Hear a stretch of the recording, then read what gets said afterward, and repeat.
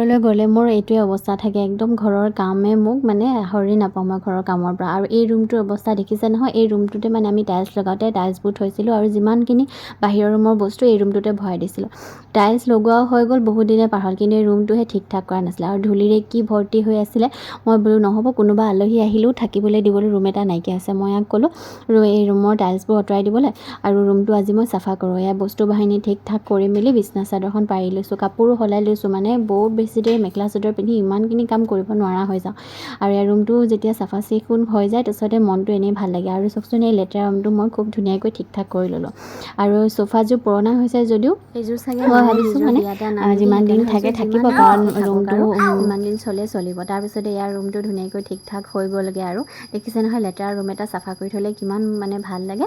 আৰু টেবুল এখন দি পিনি ফুলদানি এটা সজাই দিছোঁ। তাৰপিছতে বিশাললৈ গৈছিলোঁ আগদিনা, মই ইয়াৰ ফ্ৰিজৰ ওপৰত পৰা কাপোৰ এখন আনিছিলোঁ, সেইটো অলপ ঠিক ঠাক কৰি লওঁ। কাৰণ মই আহিলেহে যি চাফা কৰা হয়, নহ'লে কোনে ইমান লাগি থাকে আৰু এইবোৰ বস্তুত। কাৰণ মানুহো বৰ বেছি নাথাকে। এয়া মই ধুনীয়াকৈ এখন পাৰি ল'বলৈ লৈছোঁ। আৰু এইবোৰ কাম কৰি খুব ভাল লাগে, বহুত চখ আছে ঘৰ সজোৱাৰ, কি নাজানো আৰু কি পাৰোঁ নোৱাৰোঁ। আৰু ইয়াতটোতো আৰু দিনটো ব্যস্ত হৈ থাকোঁ, গধূলি আহি কাম কৰিবলৈ মন নাযায়।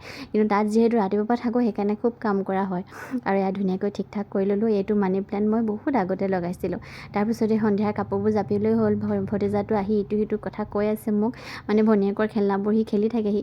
তাৰপিছত এই কাপোৰখিনি জাপি জেগাই জেগাই ভৰাই লৈছোঁ, নহ'লে খেলি মেলি হৈ থাকে ৰুমটো, বৰ বেয়া লাগে মনটো।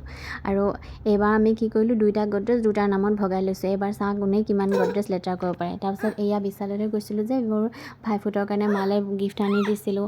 তাৰপিছতে কাপ আনিছোঁ 2টা, এয়া হৈছে 40 টকাত মানে 2টা পাইছোঁ, মানে 80 টকাত 4টা পাইছোঁ। আৰু এইটো এটা, এই 2টা বাতি পাইছোঁ, এইটো 40 টকাত 2টা। মানে কেতিয়াবা আচাৰ চাচাৰ দিবলৈ হৈ যায়, সেইকাৰণে লৈ আনিছোঁ। চাওকচোন আপোনালোকক কেনেকুৱা লাগিছে, ধুনীয়া লাগিছেনে? আৰু ইয়াৰ দামটো দেখাই দিছোঁ ৰ'ব, 40 টকাকৈ। আৰু কেতিয়াবা এই বস্তু আনিবলৈ মন যায়, আৰু কোৱালিটিটো কেনেকুৱা বৰ ভালকৈ নাজানো। তাৰপিছত এই বস্তুটো যে কিমান আগতে ইউটিউবত দেখিছিলোঁ ঘৰ সজোৱা ভিডিঅ'ত, সেইকাৰণে 99ত পাইছোঁ যে লৈ আহিলোঁ। আৰু চনপাপৰি আনিছোঁ, আৰু এয়া কাপ এটা আনিছোঁ চেলৰ। আপোনালোকক কেনেকুৱা লাগিছে জনাবলৈ নাপাহৰিব। আৰু সন্ধিয়াৰ লগে লগে কাতি বিহুৰ আয়োজন কৰিলোঁ, যি জানো নাজানোকৈ কৰিব চেষ্টা কৰিছোঁ। আৰু কাতি বিহুটো আপোনালোকে কেনেকৈ পাৰ কৰিলে জনাবলৈ নাপাহৰিব। তেন্তে আজিলৈ আহিছোঁ, আকৌ নতুন ভিডিঅ' এটাত লগ পাম।